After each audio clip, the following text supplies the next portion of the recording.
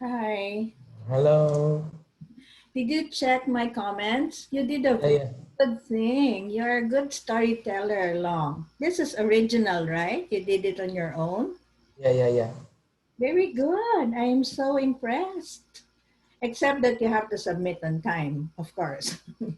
But it's a very good write up. I like it, except for the minor mistakes on grammar. It was very good the way you told the story, the way you shared your experiences. So keep doing that, all right? Right. I like it. So you can backtrack. So submit that in the Dropbox after you make the corrections. I helped All you right. with some. The others you have to figure out on your own. Okay, but these are very minor mistakes. In general, the storyline, the way you told the story is very nice. All right. I hope you All keep up right. the work. And also, you can backtrack on Julius Caesar. I think that will be easy for you because you have a flair for writing. You know that? Did Mm, you I know don't know. I would just like, You are just sharing your own experiences without even thinking, right? Yeah. I can't hear you. because like I would write by emotions. Uh, Very good. so I would just whenever I think something, I would just write it in, and if Yeah, it sounds decent, I would just yeah, jot it down. that's right. That's good practice.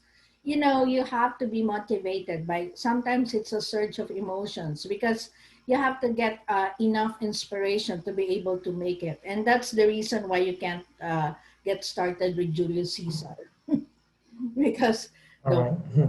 you think it's very difficult, but actually it's not.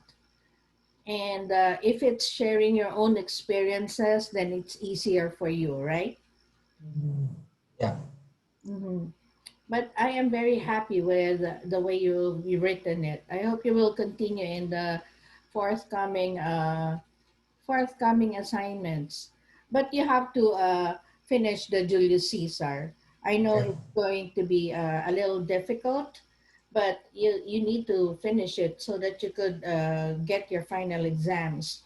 Anyway, don't worry about it. The next assignments will be another short story, and also it will be the novel. So I don't think you'll have any problems with that. Slam poetry, your feedback is also very good. I also like your feedback on Andrea's poem. And do you still owe me anything about poetry? Or you Yeah. did? I The still own you the way to collection. express it is still missing, right? Yeah, yeah. Mm-hmm. Just go through over the lines and read it with emotions, and that will be done with. Any other for poetry? No. That's about it, right? Yeah, And then Julius Caesar, correct? yeah. You've completed the short story one and short story two. Good. And we're going to get into the longer short story. This one is a requirement. You can't have a choice.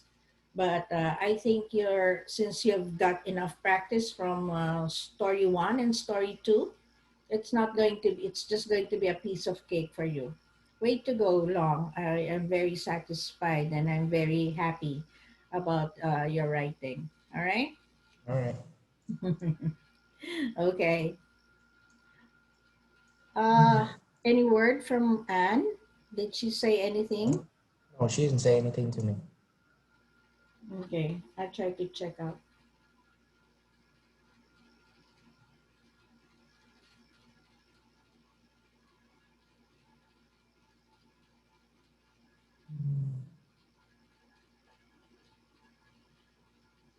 Yeah, I don't have any message from her.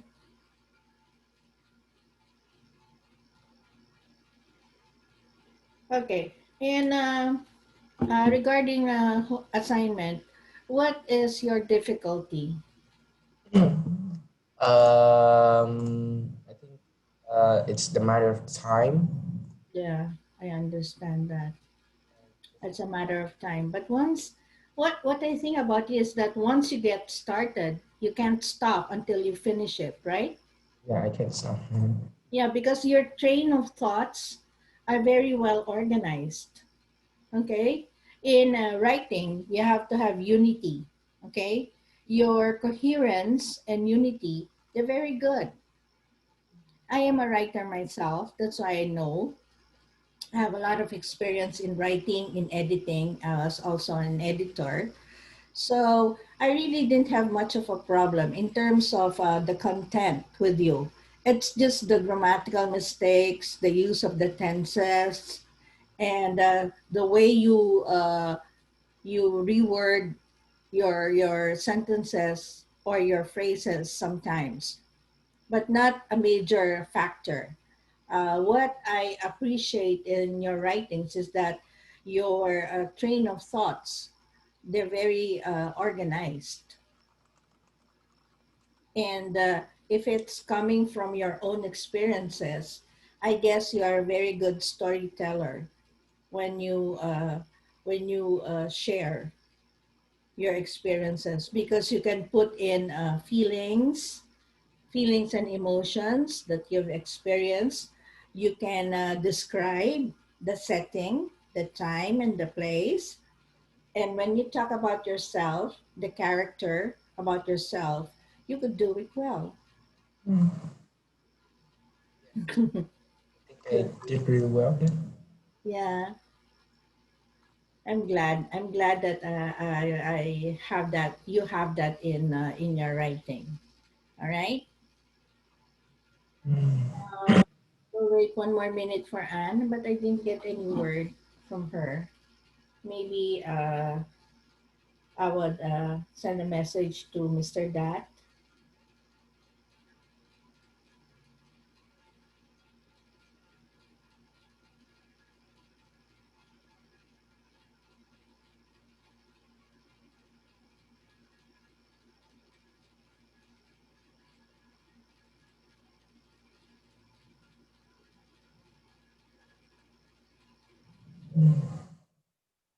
How was school? It was kind of like I was busy of tests these days. Are you testing? What Yeah, grade are you in again? Are you in high school? yeah, high school. Grade 11, 10, No, it's 10. grade 10. So technically in the Vietnamese education, that's high school, second year, high school, or first year? No, it's first year. So your high school is 10, 11, 12. Yeah. Oh, okay. Is it a major? Can you tell me if it's a major transition from grade 9? Um, I think for Miss, Ah, sorry, I'm like, yeah. yeah. I'll just finish along with his answer. I was asking for the difference between grade 9 and grade 10. Yes, Long. um, uh, the only difference between grade 9 grade 10 is the environment. Um, if you're in grade 9 in Vietnam, you'll be like, the teacher will kind of like remind you about assignments and Uh, tests. I see. But on the other hand, the high school, they don't do that. They just, yeah, you have They, to be yeah, independent, yeah. They and make you they don't independent. Yeah. they don't even check assignments. You have to do it yourself. Otherwise, you will fail your test because you don't know how to do it. How Mm. are you marked when they don't check your assignments? They don't mark by checking assignments. They are marked by taking tests. I see. Okay. What about you, Anne? What are your experiences in school? Sorry.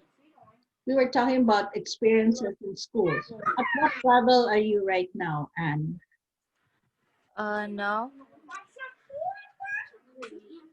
Maybe it's long time, so I cannot remember. Okay, okay. So this is you're going back to school, and is with VHS. You're taking with VHS. Do you find it difficult to go back to school after having a family? Yes, sometimes because I have a problem, the mom problem, the wife problem, and yes, everything. Yeah, I know. I went through that too when I went back to school. But it's going to be okay. If you're Yes, focused on school, if you're really determined, you can do it. You yes. can do it. Okay. I was checking in on Long about homework because he found Julius Caesar more difficult. He proceeded with story one and story two options. All right. And he did a very good job in sharing his experiences because it was easier for him to share his experiences because it's coming from him, not Oh from yeah. the story. What about Oh, you, Anne? Where are you uh, at? so, sorry, I don't have my laptop in here, so I cannot explain for you and long because I write on work on my laptop. No, no, no. I'm not, yeah, I'm just asking you, how far ahead are you? You don't need to show it to me. You I can just send it. done in story one. Okay. Even if it's just story one, I want you to submit it. Okay. Yeah, yeah, yeah. So that I can check it and you can put it in the Dropbox. All right. All right. Okay. Today we are going to proceed to the next story, which is a requirement. I mean, it's not an option anymore. You need to answer it and it is a longer story and it's entitled The Car Park. All right. Here, I want you to listen to this. I want you to hear a different accent so that you will be familiar with the English language, not just for reading and speaking, but also for listening. It will be a very good skill. So I want you to listen to this and follow the words with your eyes. All right, Long and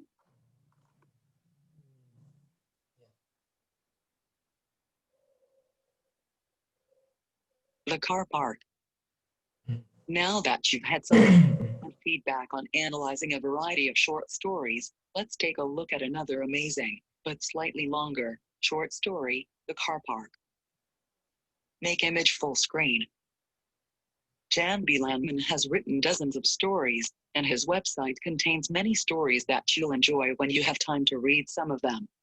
When asked if we could use his story, The Car Park, Mr. Landman enthusiastically agreed. So if you'd like to communicate with him about this, or any of this other stories, feel free to get in touch with him. Jan B. Landman's website. Before you start reading the story, check out the questions you will be asked to answer in your next assignment. Knowing what you are reading for will help you better prepare for your upcoming assignment. Option 1. As this longer short story opens, Harry and his family are going on a vacation. However, the whole situation is presented in such negative terms that the reader wonders why the second family ever chose to leave home. The early challenges that face them, however, make everything they presently face seem trivial in the extreme. In an answer of 3 paragraphs outline the frustrations that the family faces now and from the past, and in another 2 paragraphs describe a catastrophic vacation you thought you'd enjoy but later came to loathe. Opening parentheses, suggested length, 1.5 pages, closing parentheses. Option 2. A great deal about Margaret distresses Harry, and she no doubt feels the same way about him. These two people have grown to resent each other, and of course, their children have watched this disintegrating relationship fail. In your experience, from watching adults in relationships, what causes them to fail? For parents to divorce or separate? What makes for a successful relationship between parents, in your opinion? What do you resolve to do in your relationships in order not to become as jaded as the seconds are? Opening parentheses, suggested length, 1.5 pages, closing parentheses. Option 3. Landman sets his story in an underground parking lot, place that virtually everyone is familiar with, and he infuses the setting with a rising tide, green algae that makes movement nearly impossible, anglerfish, and a maniacal villain. all of which work to produce an eerie graveyard. If you were a filmmaker, which setting would you choose for your production? Make sure that you have not seen this setting in previous films, and add elements to the setting that make it downright creepy. Opening parentheses, suggested length, 1.5 pages, closing parentheses. Option 4. Mr. Landman lives in the Netherlands, and as the name Netherlands implies, much of that country is below sea level. Show how Landman makes effective use of his knowledge of the sea in his plot and descriptions in the story. Be sure to quote specific passages from the story in support of your answers. Opening parentheses, suggested length, 1 page, closing parentheses. Option 5. At one point, just as the crisis develops, the narrator makes this comment: for 10 years he, Harry, had lived the life of a passive, henpecked husband. Now he suddenly was the undisputed chieftain of his little tribe. Harry feels that he has become the leader, that he will somehow deliver his family from terrible danger. In the working out of the crisis, however, it is clear that the family succeeds because all members contribute in some way, however minor, as individuals. Show how each character in the story adds something to the solution, and how each becomes a full member of the team.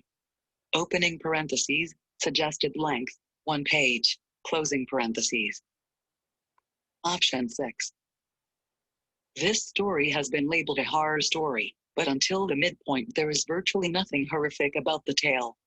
In the passage that begins, he got out of the car and started to plod warily. For 3 paragraphs, Landman develops a scene that is supposed to induce horror in the minds of the readers.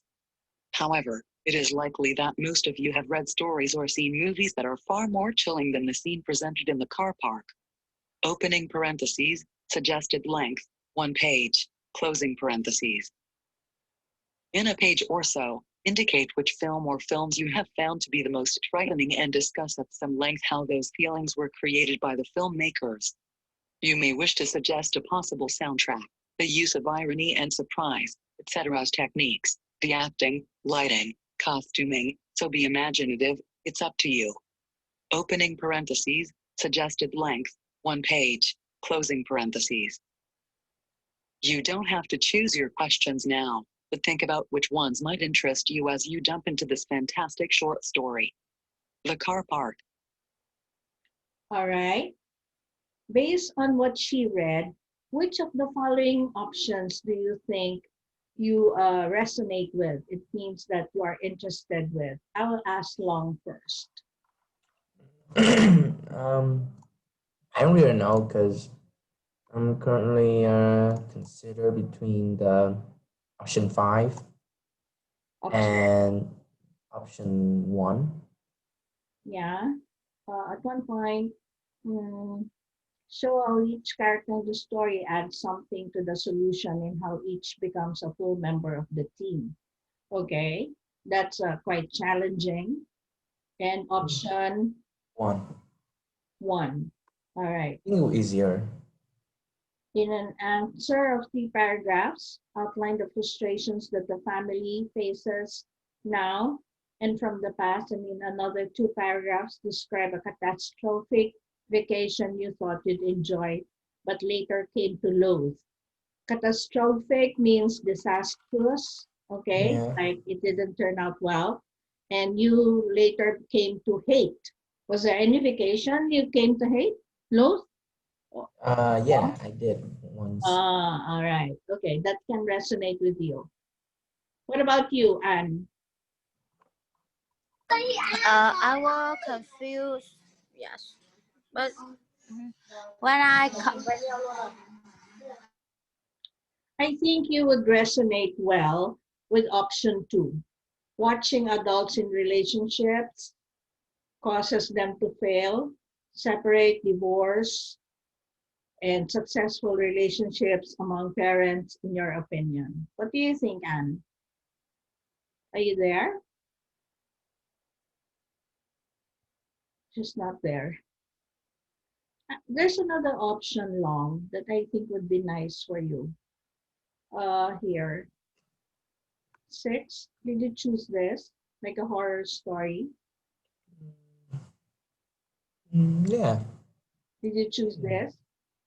No, it was just my option, but not really. Yeah. I mean, I can suggest this.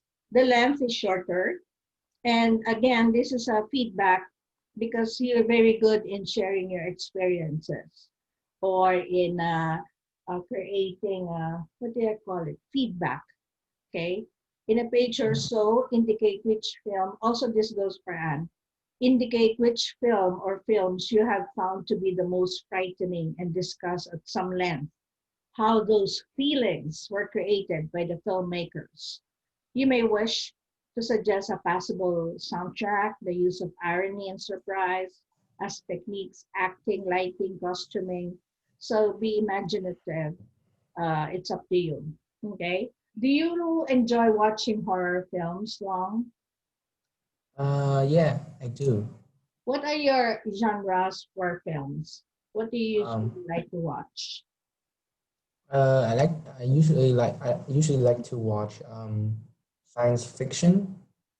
Fiction, Uh, like Lord of the Rings, and yeah. yeah, what else? Um, I can also like to watch comedy, and yeah, horror is my just one of my favorite. Not really. Which is not your favorite? Uh, no, horror is my favorite. Ah, okay. Horror is your favorite. Okay, so I think this will be easier for you or easy for you. It's just a suggestion. It's really up to you. If you can name one film that you found to be the most frightening and you can discuss it and your feelings together with it. All right. All right. Where's Anne? Anne, are you there? Strong. Because I want us to interact in this story of the car part, you being the man and the son, and Anne being the wife and the daughter. I will be the narrator. Anne, there you are. Okay. We're going to read the story for as far as we can. You will be the So- wife. Sorry, I have my phone call.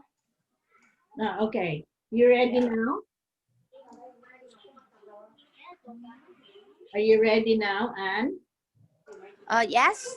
Okay. You will be the wife and the daughter. um, Long will be the husband and the son, and I will be the narrator, okay, for this story. All right? Okay. So Okay. let's Okay. have some sort of interaction. Yes. Okay. Okay. So Harry's home, a summer vacation with his wife and kids, was always trying, but when things kept going wrong, like they had today, it became a torment. They had planned to rise early and overslept. The car wouldn't start, and when it did, it burst one tire before it got out of the driveway. In a second, it was 20 miles out. Lunch had left them all feeling sick. After a morning promise of warmth and sunshine, the sky drew a thick curtain of clouds and unleashed a steady driving rain that had lasted all day. We should never have gone to that stupid uh, amazement. Okay, this is yours. Harry. Long you are Harry. Okay. We should wait. We should never have gone to that stupid amusement park in the first place.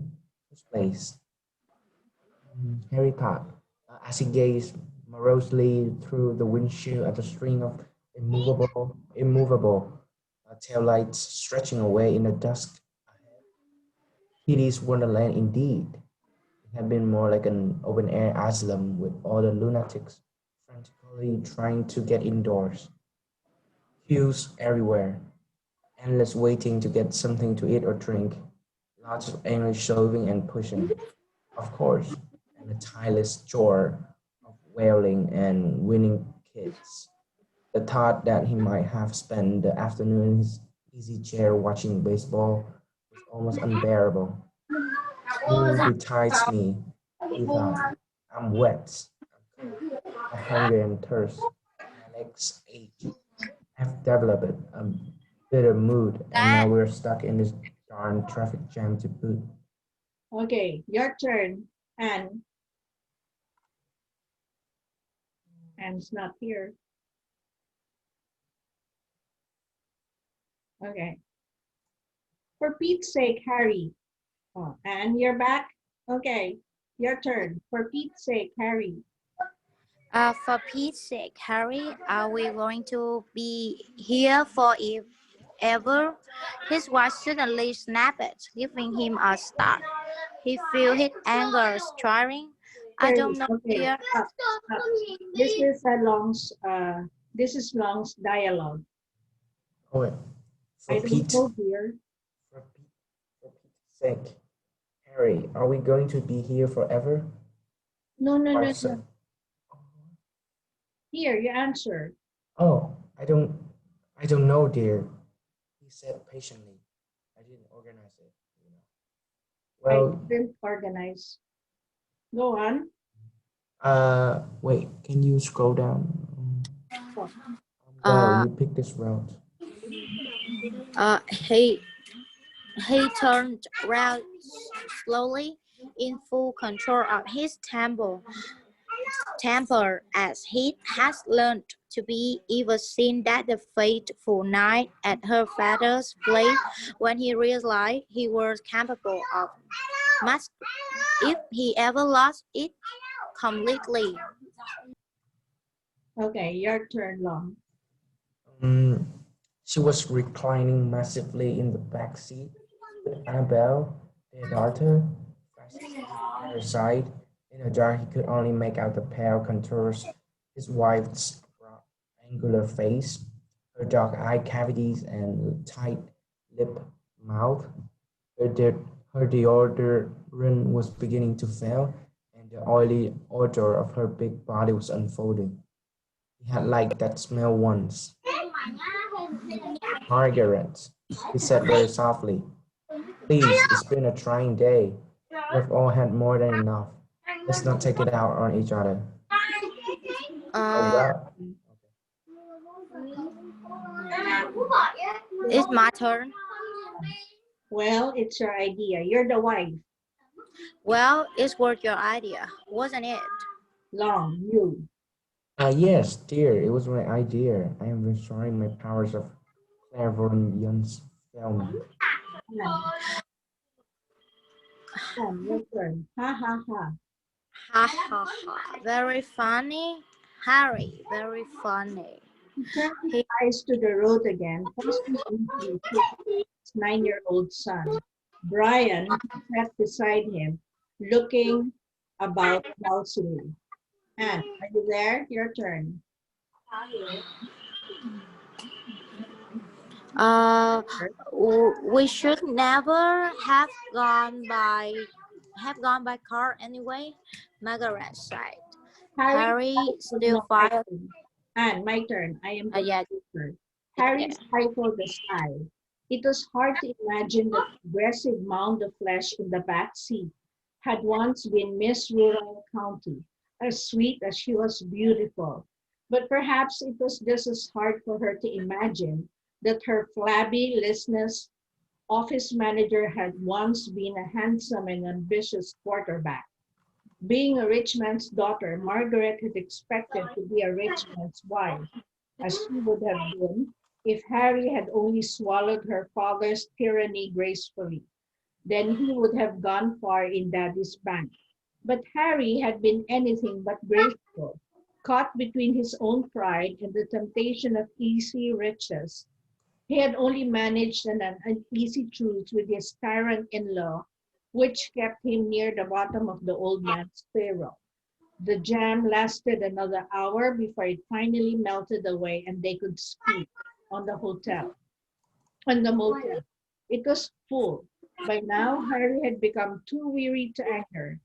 The proprietor advised them to try Alphaville, a nearby town. Medium-sized though it was, the place bustled like on a late Friday afternoon. A large banner fluttered across the main street.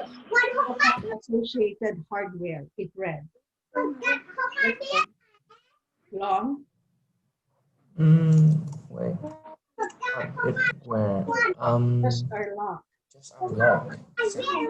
There's a convention or something going on. They Okay, prep. crack. Yeah, go on. Uh, it's my turn. Yeah, okay. We prep in and out.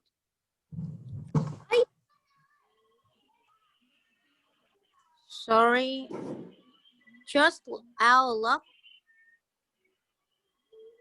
They crept in and out of the busy streets in full light search of a parking lot that were not full. Finally, he reached an empty back street with a Louis P sign glowing in the distance. He pushed the brush at last. Okay, long. The car part. The car park was conspicuously large and modern. There was an automatic ticket dispenser, raising a black and blue barrier when Harry took the car. With a sigh of relief, he drove the car into the vast low-ceilinged hall. It was poorly lit, shedding faint clouds over the closely packed automobiles. There was not a single free space on the first floor, so Harry followed the arrows and went up to the second floor. The size of the place surprised him. More surprisingly, the second story was also filled to capacity. He drove down again. There was also an underground level, but here it was the same. Not one single empty space. Harry cursed. What was the matter with this place? Had the peoples of the world assemble here, or what? Why don't you park the car? Why don't you park the bloody car? Ask me. Oh, ask me. Surely there must be a place somewhere. Okay, we'll ask Anne now. Why don't you park the bloody car? Anne?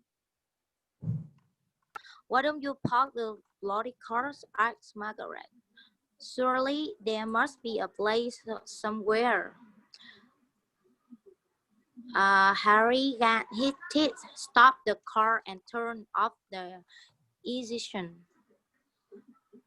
He had it.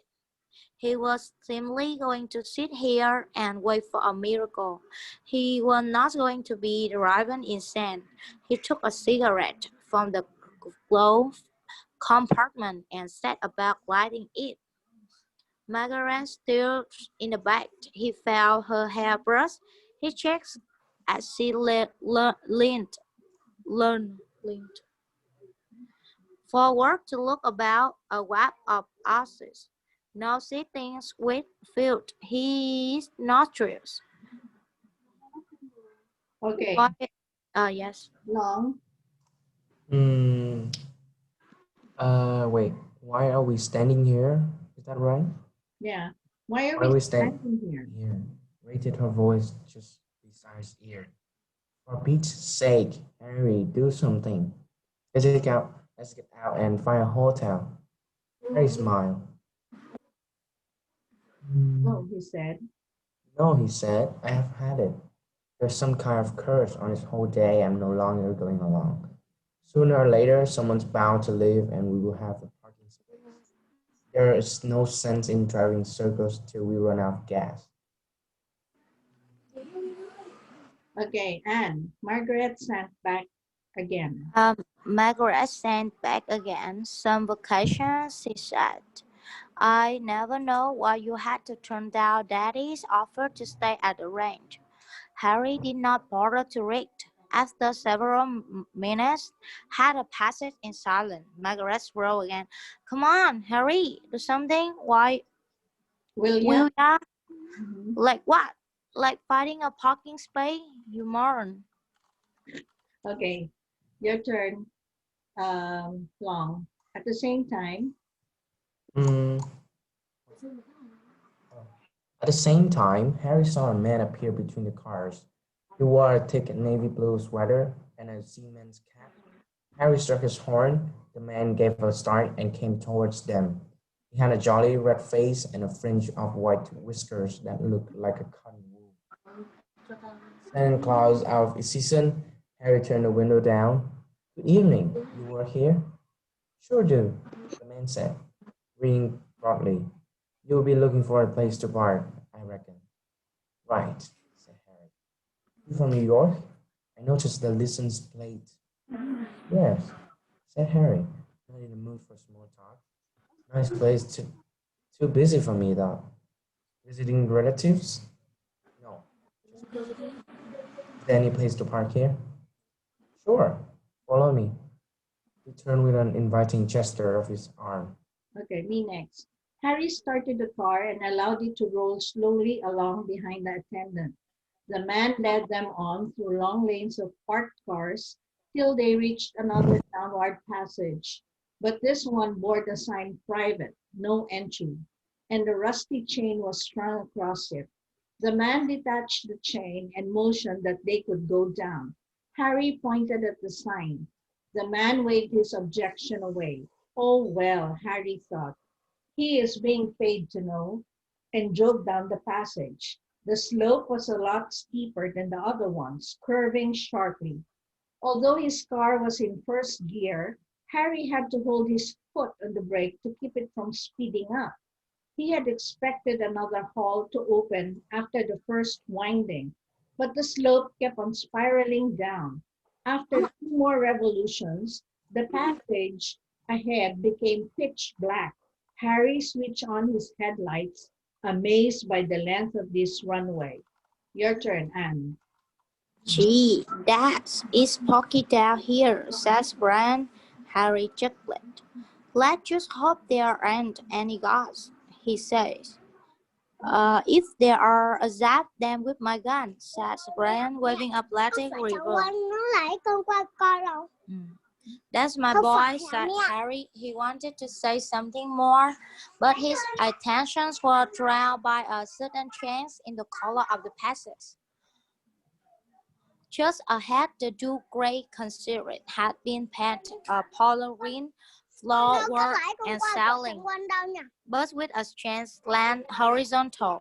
In surprise, happily, some more pressure to land blank just as he crossed the line between gray and green, and the next moment he felt cargo out of control.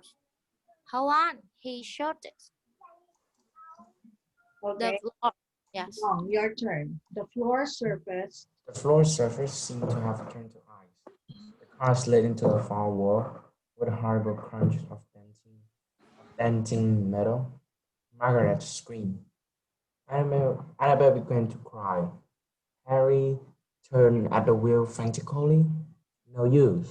The car kept on sliding, ever faster, bang into the wall again, careening off it, turning sideways, striking the other wall with its rear, shattering a tail light, before it righted itself and slided further down. Harry repressed the impulse to close his eyes. The car banged once more into the left wall and suddenly shot straight ahead into a large level floor space, where it slid on to a slow halt. Harry took a few very deep breaths. This was one day he would not forget in a hurry. In the rear, he could hear Margaret softly counseling Annabel. Ryan was sitting tight-lipped, collapsing the rim of the dashboard and gazing out intently in the weird hall in which the only light came from the headlights of their car. It was obviously another parking hall, but that was the only resemblance. For a start, it was green, but not the bright moss green of the passage, but dark bottle green, shining wetly. There were about 2 dozen other cars, but all in strange positions, like toys flung away by a bored giant. Two had overturned. They were all heavily dented, some rust-bitten, some also covered with green paint. Harry was struck dumb with amazement. What was this place? Okay, your turn. And he opened the door, and we can't hear you. He opened the door and was instantly overwhelmed by a dank, felt it odor combustion. That made him close the door again in a hurry. Gestures him numbled, overcome by the strangeness of their situation. Are we in another world of what? What's the needle word? That's explained. Never mind, son. It's be alright, he sighed, lighting another cigarette. Hands a tremble.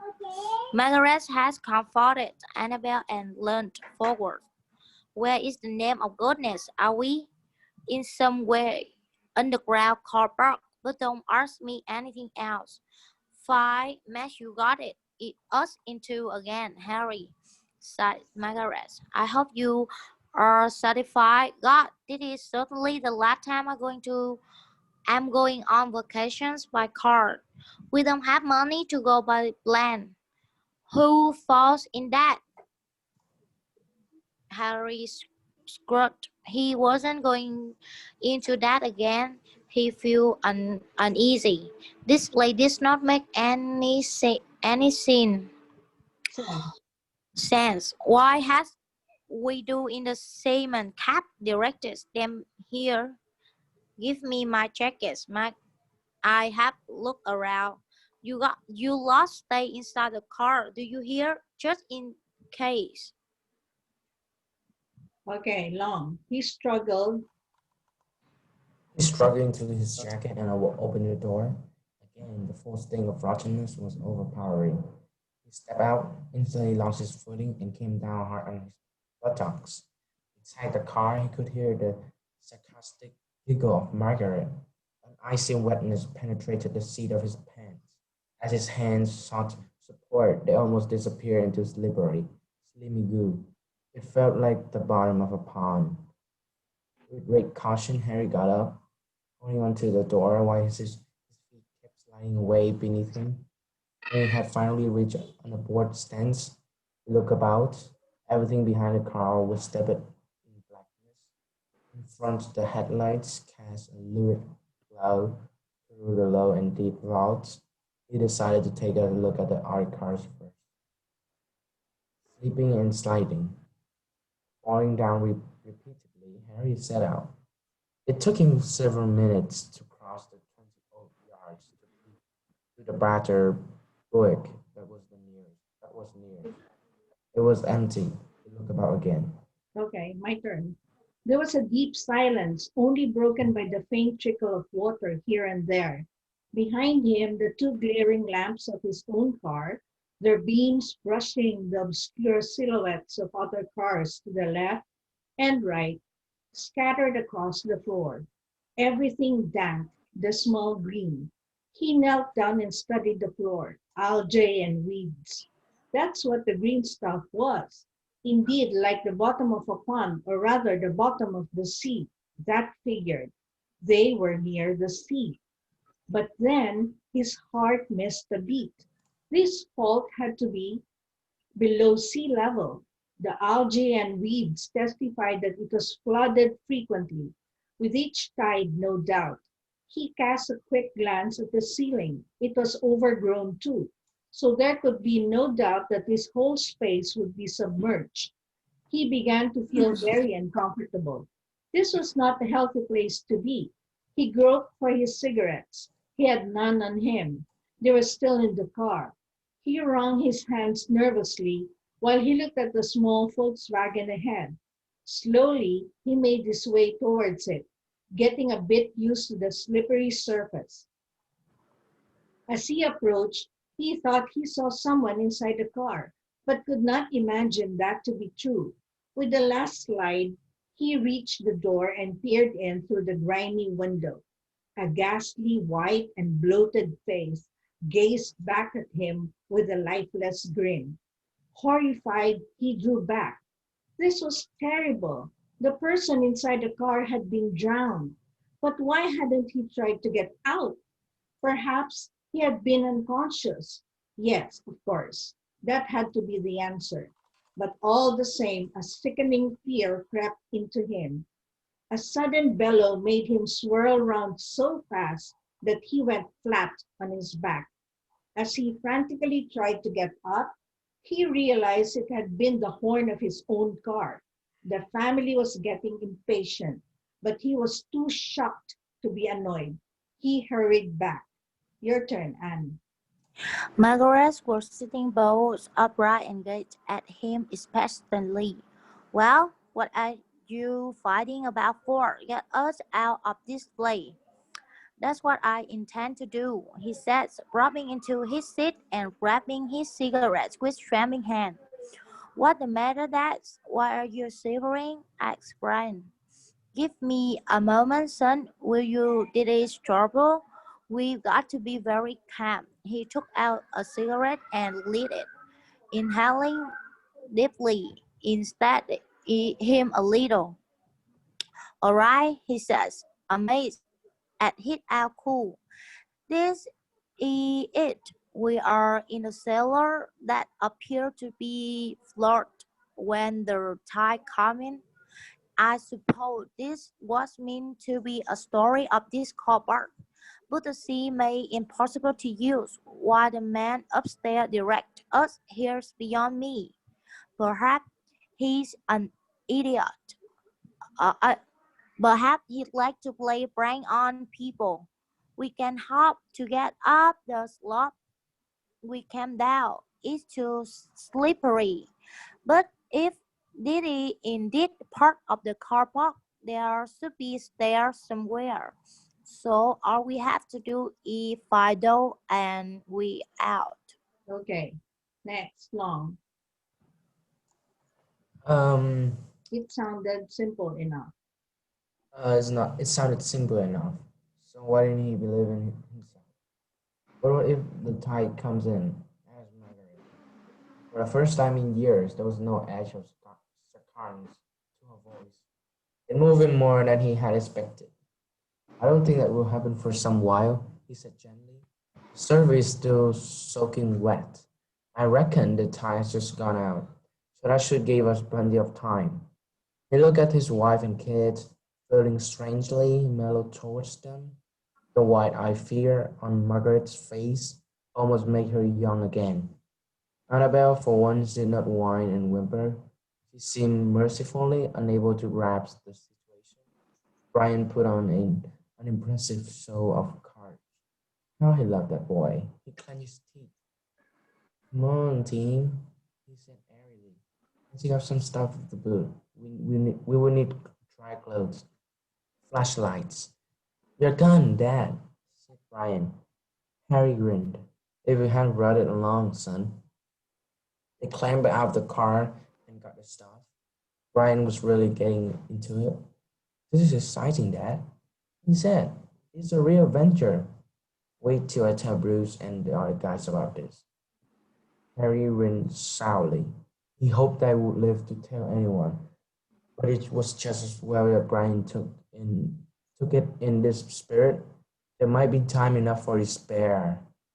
They will be mighty jealous, he said. That's for sure. Okay, here's what we do. We split up in two teams and search the walls that are lit by the car, working from opposite sides. If we don't find anything, I will turn the car around and we can try to rest. Be careful. If you feel you're slipping, just let go. Don't try to break your fall by using your arms. That's the way to get broken bones. And whatever you do, don't go near other cars.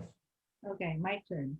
But why not, Dad? Asked Brian. Because I say so. Now, Gift, you team, you team up with your mother. I'll take Annabelle.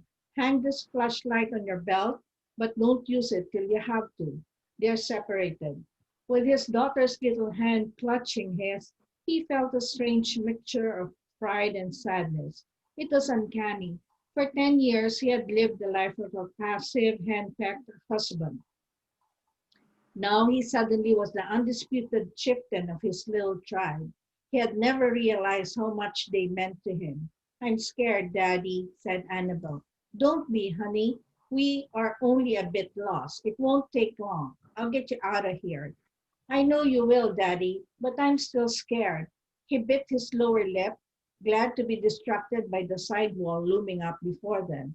Here we are. Now you help me, you hear? Look carefully for a door. Can I hold the light, Daddy? Sure you can, but don't drop it. Your turn, Anne. He placed the flashlight. In her waiting hands, and she rubbed it at once. He still fly a curse as he went down on his knee to recall it. Luckily, it were not broken. Is it too heavy for you? He asked. No, it's sleepy. Okay, try again, but hold tight now. Slowly, they started to walk through the gloom while Annabelle shone a goopy light beam along the wall. Harry shot a glance at the ghostly scene behind them. Their car stood out like a black beetle against the slightly brighter forward.